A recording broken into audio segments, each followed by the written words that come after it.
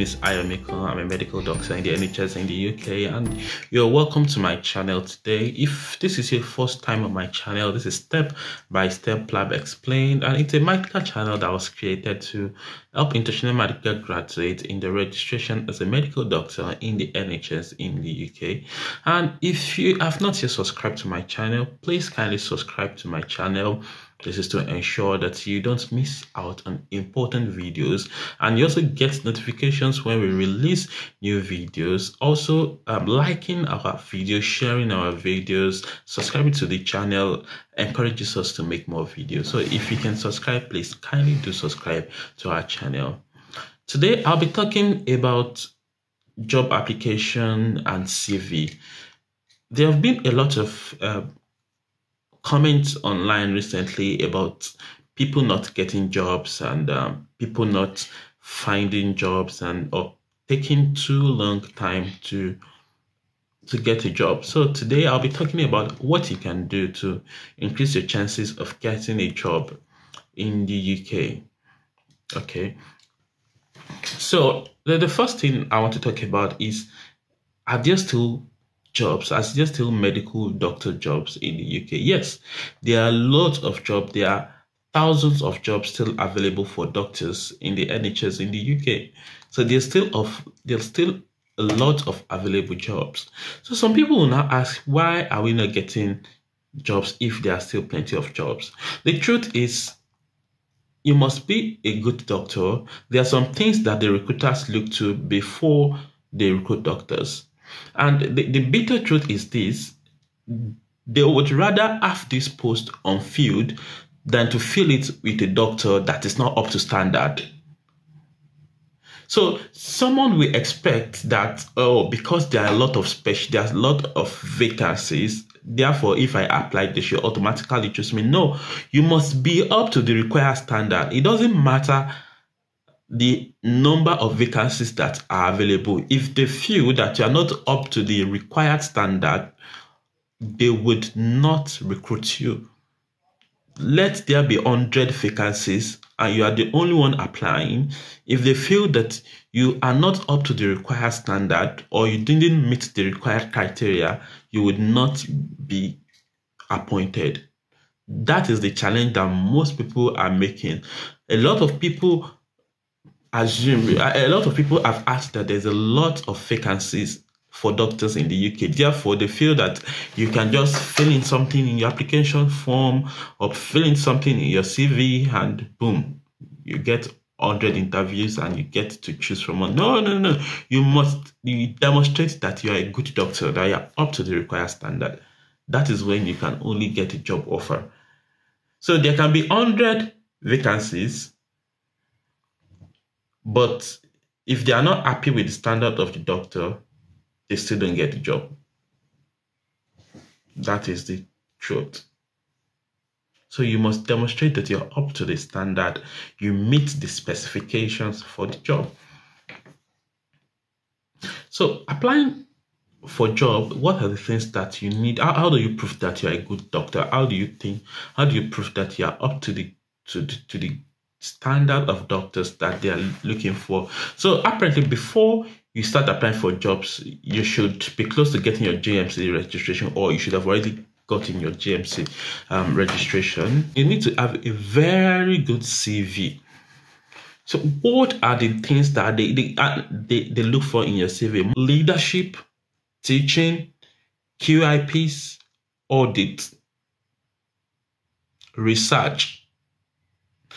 So, but for medical doctors, junior doctors, you may not get a research, but 4 things you must have on your CV: QIPs or audit, that's quality improvement project audits, teachings. You must have been involved in teachings or actively teaching, or you must demonstrate that you're teaching. Then in addition to that, presentations.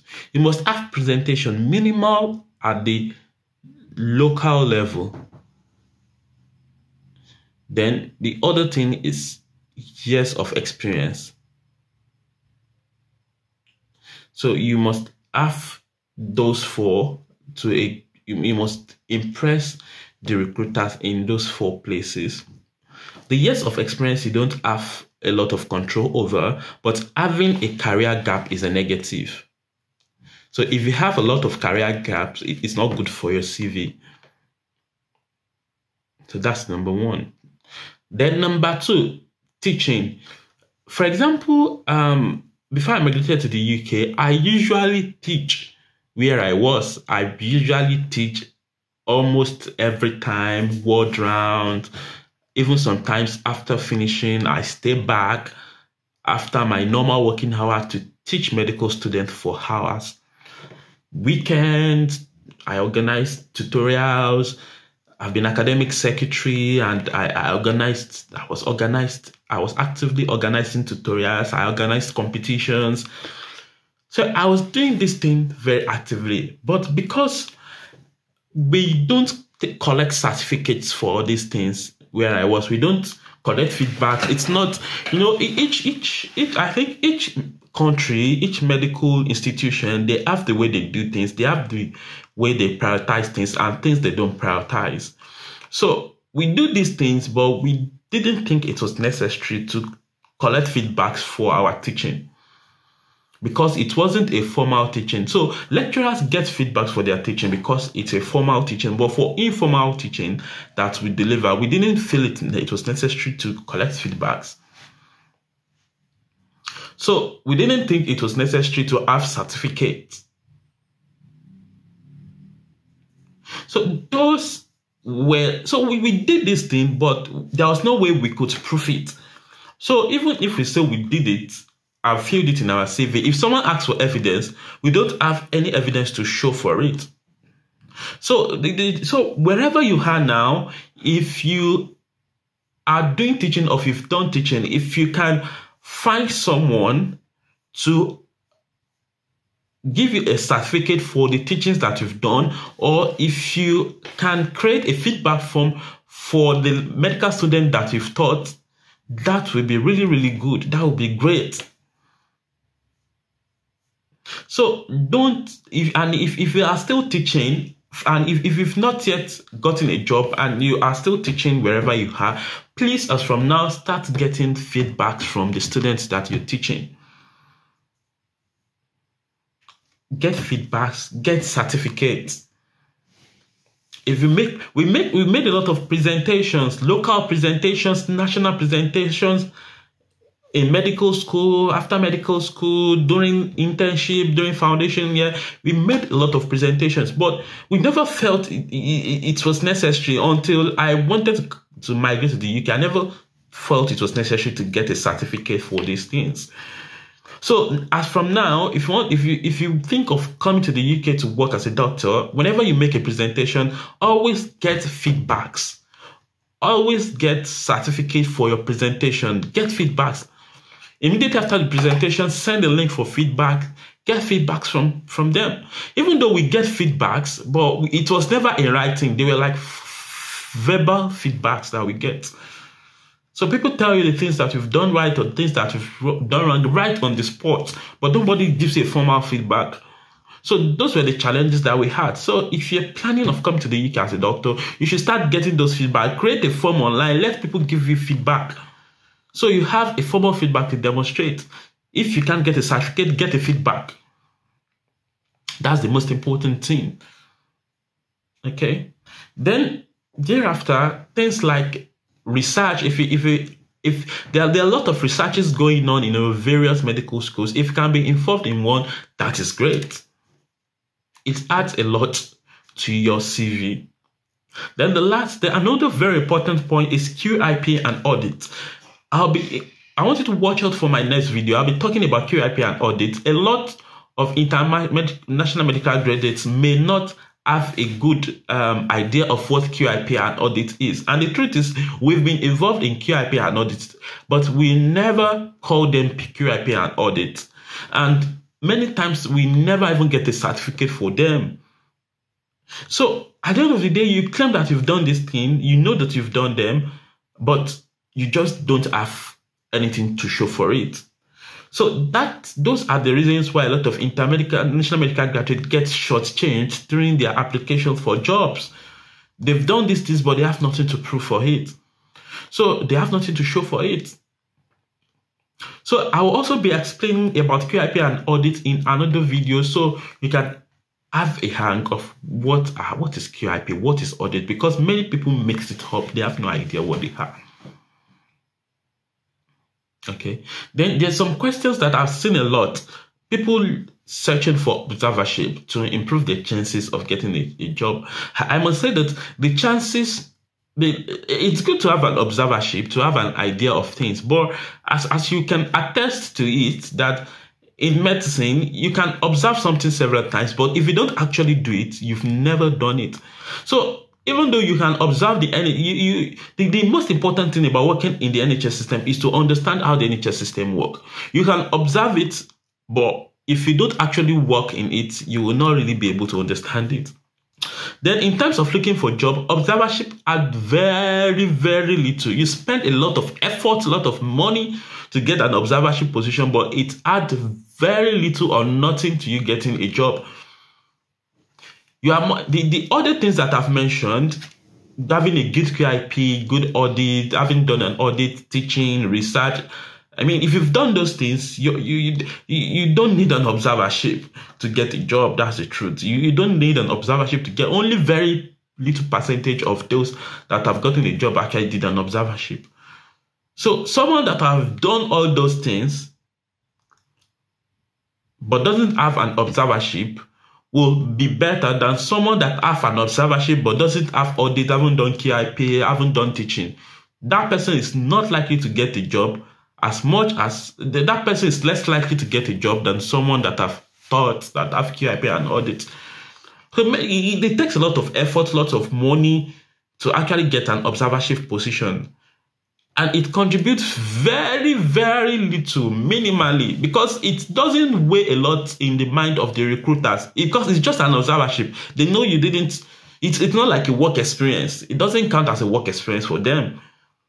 So if it's a work experience, it's great, but it's an observership. You just observed. You didn't touch patients. You didn't see patients on your own. You didn't prescribe medications. It doesn't add anything to your chances of being recruited. The only thing that it could add is you might just be able to know more about if the hospital you are doing observership is recruiting, you might be able to get.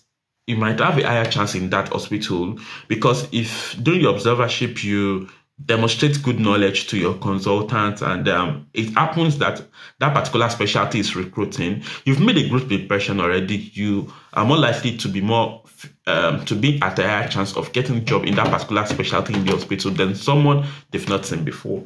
So that's the only good part of observership. Otherwise, it doesn't contribute much to your CV. So that's how to get a job in the UK. I hope this has helped someone to actually to actually be able to build that CV. And another important thing is when you're applying for a job, always read the person specification and always ensure you tailor your application to the person specification. So if they are looking for, assuming you are applying for a medical post, there is no reason why you have to spend lots of time writing your experience in surgery, how many surgeries you've done, how many surgical operations you've witnessed. It doesn't concern the medical specialty, but you should focus more on your experience in medical specialties. How many rotations you've done in medical wards, how you've done ward runs on your own or with consultant, how you can make referrals. I mean, you're able to do bloods, put in cannulas for junior doctors. Those are the kind of things they expect. Don't begin to stress more on your surgical experience. Stress more on your medical experience. And if you are applying for a surgical post, you don't have to stress more on your medical experience. You should stress more on your surgical experience. And don't be lazy when filling your application form. Sometimes filling application forms for these jobs can take a lot of time and can be very stressful. Don't be stressed. Some people, because they are stressed, they just feel whatever they like. No, you should be intentional about it. You should be detailed as much as possible. You should write in good English. It puts off recruiters when they are going through your CV and it's filled with lots of errors, grammatical and English errors. It puts them off. You should write good English, avoid spelling mistakes. Those are ways to impress recruiters. And I hope this video has helped someone to get their dream job. Thank you. See you in my next video regarding audit and KIP.